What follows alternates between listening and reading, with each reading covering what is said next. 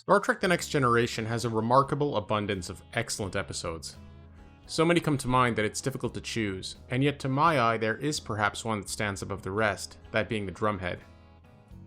To some this may seem a controversial choice, but to me this episode is so timeless in its eternal relevance, and so rich thematically that it would be difficult to select any other over it. The Drumhead is fundamentally an episode about hysteria. It's about our capacity to collectively lose our rationality as we become singularly focused on something to the exclusion of all else. In fact, the concept of human irrationality and hysteria is such an important one that it invites careful definition of the word rational. The etymology of the word rational is derived from the word ratio, which is an expression of one thing in terms of another. To be rational, then, we must keep all things in their proper ratio. The rational are those, and only those, who are able to recognize the value and place of all things and not focus on one thing to the exclusion of all else. The eternal pattern of hysteria and human irrationality is the tendency to focus on a single consideration and lose sight of all others. We must first and foremost have a sense for the whole, and as usual, in this episode, Picard is an utterly flawless exemplar of this capacity. Because hysteria is the principal thematic subject of the Drumhead, an exploration of ego and the vision that is lost from egotism is also warranted, and as we will see, this episode actually delivers in a pretty noteworthy way. This episode also offers an interesting opportunity to consider evil as a thematic subject, as the flames of hysteria can be, and often are, fanned and even controlled by unethical agents taking advantage of the stupid. The episode opens with Picard recording a log in which he mentions there's been a Klingon exobiologist on board the Enterprise for several weeks, one who's been identified as a security risk and is implicated in turning Federation secrets over to the Romulans. Schematics for the Federation's dilithium chamber were turned over to the Romulans at around the time of an explosion involving the dilithium chamber that disabled the warp drive on the ship, and therefore the crew of the Enterprise initially suspect the Klingon of sabotage in addition to espionage. We will later discover in Act 2 that the exobiologist had nothing to do with the explosion and that it was simply a random occurrence, but the episode opens with the specter of sabotage hanging over the ship. It is very meaningful and very thematically significant that our main antagonist, Admiral Nora Satie, has yet to arrive on the Enterprise. Satie's arrival is actually announced several minutes after the episode begins, with a second recording logged by Picard as supplemental to the first. Her arrival is actually constructed as incidental to the events on board the ship. Satie doesn't actually create the conditions for the witch hunt that will take place, she merely identifies a tense situation and arrives to pour gas on the fire and take control in the ensuing melee. We see signs of this right from the outset, when Worf outlines how the Klingon exobiologist was sneaking data off the Enterprise, noting it could be done without the knowledge of an accomplice. Satie, ready to pour gas on the fire and engineer an hysterical conspiracy, notes that a knowing accomplice is also a possibility. Satie arrives with the specter of sabotage hanging over the ship and basically engineers a specter of treason as well. In fact, it is strongly implied that this is actually her intention. When we meet her, she claims she has come out of retirement to solve a problem for the Federation, but will later mention that she has nothing else left in her life except her singular cause. Recall that a singular focus to the exclusion of all else is our working definition of irrationality. It is also extremely thematically meaningful that the Enterprise is searching for a saboteur and a traitor, rather than any other type of criminal. Of course, they never find the literal saboteur they are searching for, or the literal traitor for that matter, the warp drive casing having actually exploded on its own, and the Klingon exobiologist having already been detained. Yet there is an obvious metaphorical saboteur in this episode, one they fail to identify despite her being right in front of them. It is Satie who is in fact the saboteur the ship is searching for. Satie sabotages the social fabric itself. It is she who finds a tense situation and sabotages it grievously by introducing suspicion and paranoia. She is a far, far more dangerous and deadly saboteur than any Klingon exobiologist. And more to the point, this sabotage is the nature of her treason. It is Satie who is ultimately the traitor they end up searching for and failing to find. She has fundamentally betrayed the values of the Federation and her oath to uphold them in order to pursue her own egotistical crusade. As Marcus Tullius Cicero noted over 2,000 years ago, as the Roman Republic began to collapse and give way to the Roman Empire, quote, "A nation can survive its fools and even the ambitious, but it cannot survive treason from within. An enemy at the gates is less formidable, for he is known and carries his banner openly. But the traitor moves amongst those within the gate freely, his sly whispers rustling through all the alleys, heard in the very halls of government itself. For the traitor appears not a traitor. He speaks in accents familiar to his victims and wears their face in their arguments. He appeals to the baseness that lies deep in the hearts of all men. He rots the soul of a nation. He works secretly and unknown in the night to undermine the pillars of the city. He infects the body politic so that it can no longer resist. A murderer is less to fear. And we will see in this episode just how difficult Sati makes it to resist. The decisive turning point in this episode comes in Act 2, when Geordi and Data offer the conclusion of their forensic investigation into the warp drive explosion. This is to address and confront the specter of sabotage that has been hanging over the Enterprise since the beginning of the episode. Geordi and Data conclude that the explosion had nothing to do with sabotage and was merely the result of operational fatigue. This is the crucial point in the episode, after which we are now operating in defiance of the physical evidence and the scientific result. One of the crew members, Simon Tarses, is called to testify regarding his innocent associations with the Klingon biologist and ultimately becomes the primary suspect due to his being uneasy during questioning.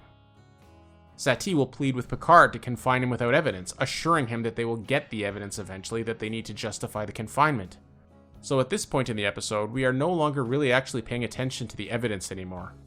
In fact, these two evidence-oriented scenes, the forensic result and proposing to confine Tarses, follow each other one after the other. And it is at this moment that Picard begins to back away from Sati and disagree with her.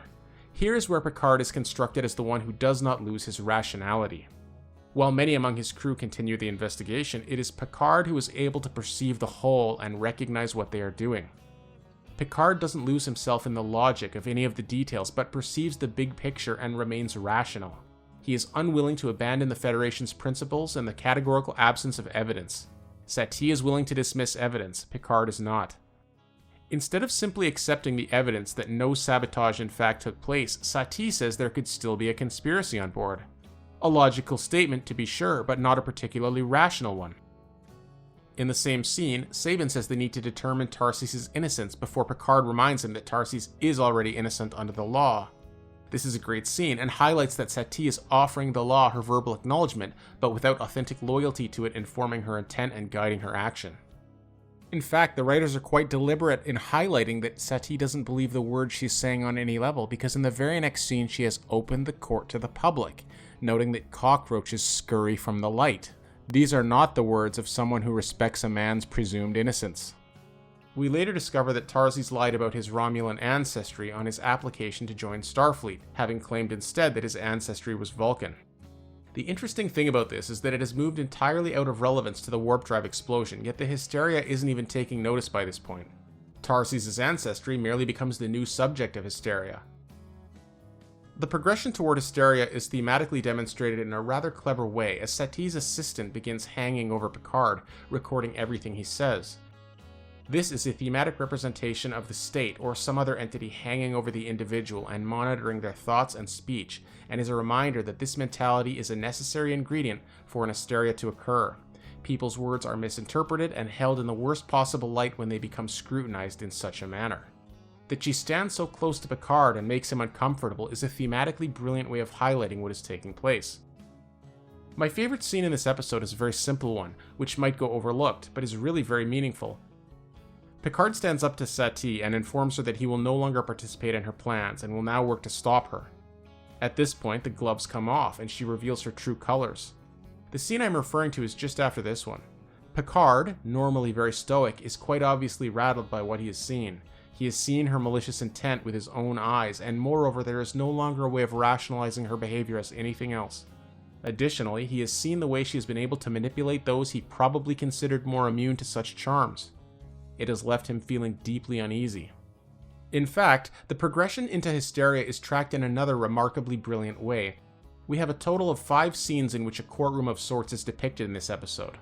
The first is the one that actually reflects the Federation's values. The inquiry is conducted professionally and with restraint. When the detainee declares he will answer no further questions, Riker says very well and has him confined. At this point in the episode, we are following all of the rules we have set for ourselves. The second scene in the court reflects a slight devolution from this ideal. In this scene, Worf's posture is far more aggressive, and Sati's true colors as an Inquisitor are very quickly beginning to shine through the cracks. The third scene in the court once again reflects a considerable devolution. Now a crew member, rather than the Klingon suspect, has taken the stand to answer questions, and there is more of an atmosphere of tension and fear. We are also beginning to move away from the original crime conducted by the Klingon Jedan and are questioning people only peripherally related to his activity. We are slowly moving further and further away from relevance and evidence. It is the fourth scene, however, which finally depicts that we have utterly lost control. Satie has opened the proceeding to the public, noting that spies and saboteurs are like scurrying cockroaches, and articulates the need to shine a public light on them. Satie questions the Doctor without the Doctor having even taken the stand. The normal decorum is apparently no longer being observed, and Satie directs questions to spectators like an inquisitor. Satie oversteps the line entirely by asking the Doctor why she would hesitate to answer a question if an activity were so innocent, to which Picard quickly intervenes. Yet the scene continues. They knowingly tell Tarsi's a lie, later claiming that it was simply a tactic, before calling him a liar to turn the temperature up in the room. At this point, we are no longer in line with our own values on any level and have become a kangaroo court. This is the scene in which Tarsi's Romulan ancestry is made clear, and it is at this point that the hysteria has gone beyond the point of no return. Interestingly, in the first court scene, the Klingon exobiologist claims that Riker and Troi are accusing him only because he is a Klingon. Ridiculous, right? The Federation would never behave in such a manner. Yet by the fourth court scene, this is precisely what is happening. We are accusing a man because of his grandfather's race.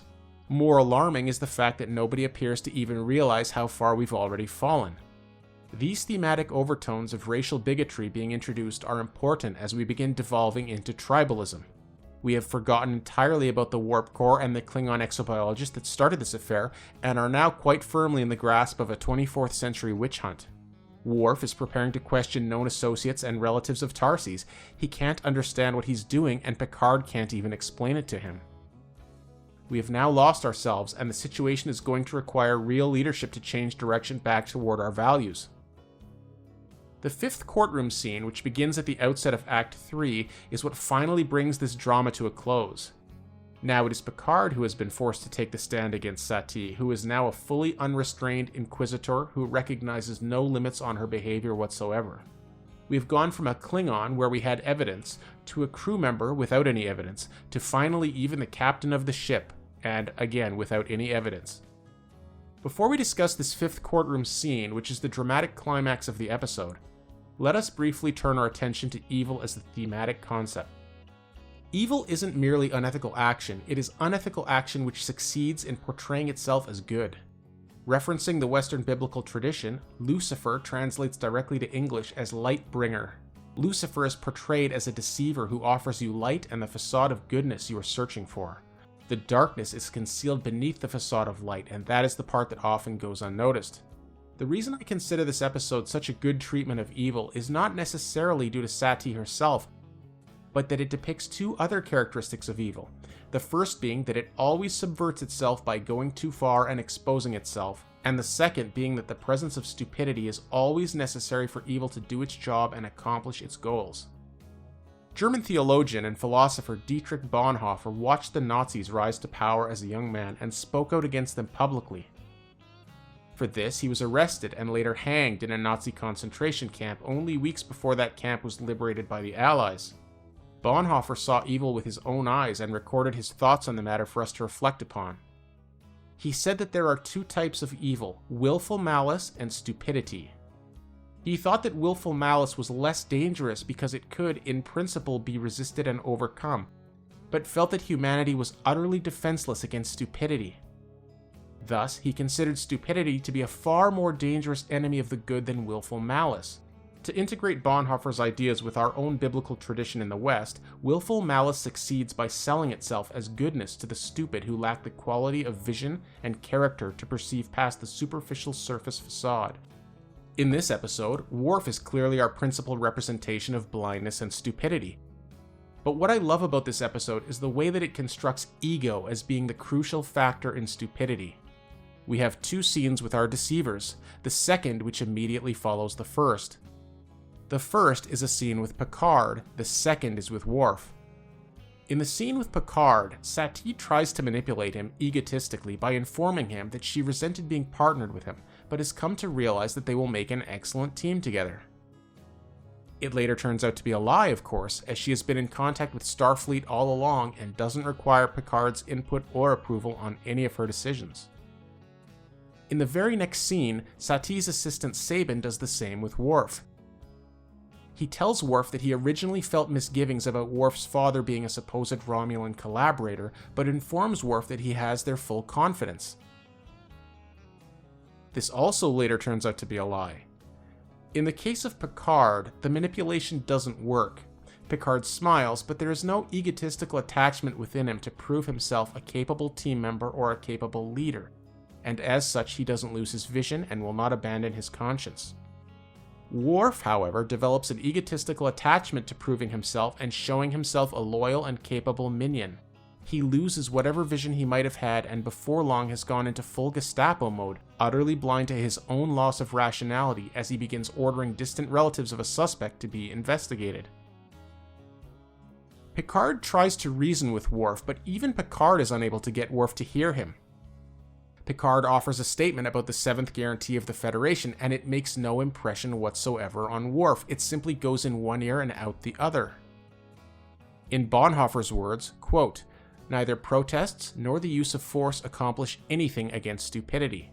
Reasons fall on deaf ears. Facts that contradict one's prejudgment simply need not be believed. In such moments, the stupid person even becomes critical, and when facts are irrefutable, they are just pushed aside as inconsequential, as incidental.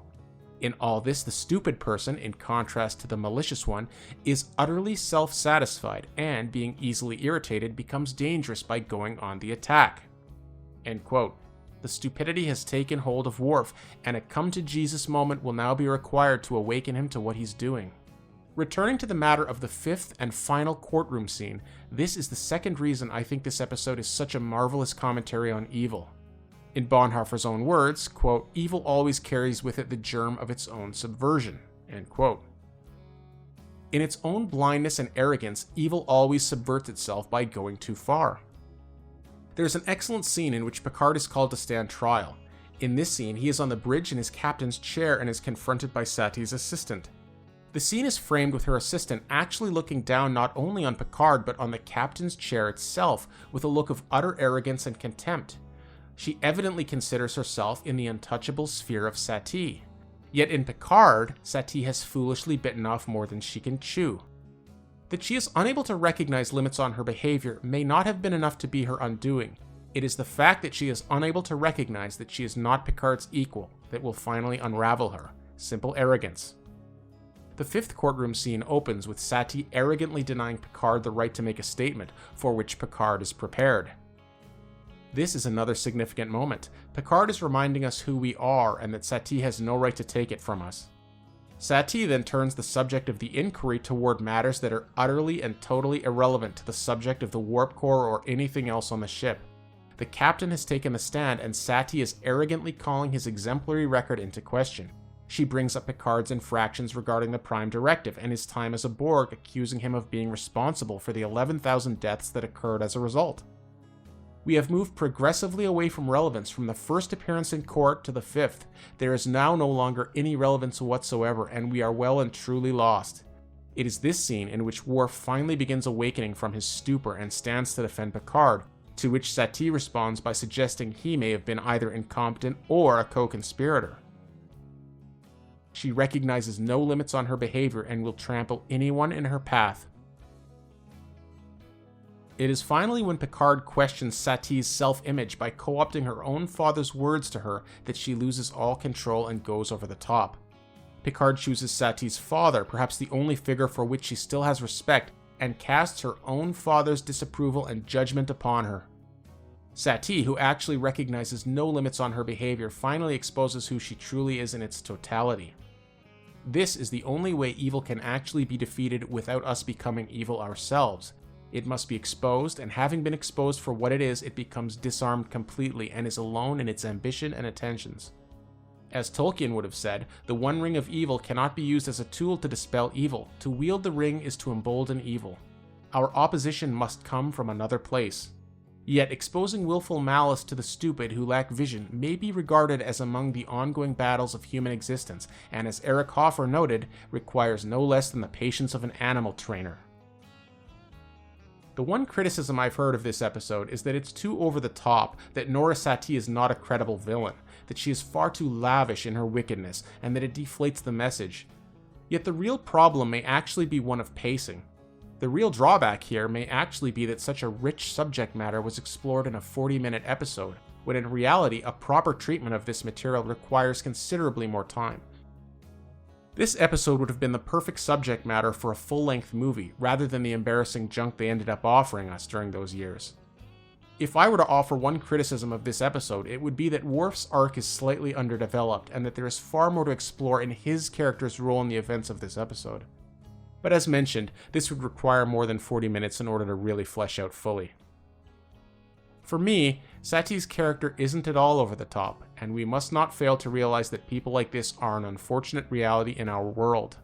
Additionally, part of the thematic job here is depicting evil as carrying within it the germ of its own subversion, to use Bonhoeffer's words, in that it always goes too far. So there is an element of this material that thematically required it to end up going somewhat berserk. The episode ends beautifully, with Worf fully awakening as the spell of hysteria wears off on the ship. Satie has left the Enterprise, and the crew on board are coming to their senses. Worf deeply regrets his actions and his blindness, and Picard offers some wise words which we must never forget. Picard's commentary here falls in line with what I previously mentioned about Lucifer being a light bringer and people being fooled by the facade of light. In fact, I like this commentary so much I'll simply end my own commentary with Picard's words. Villains who twirl their mustaches are easy to spot. Those who clothe themselves in good deeds are well camouflaged.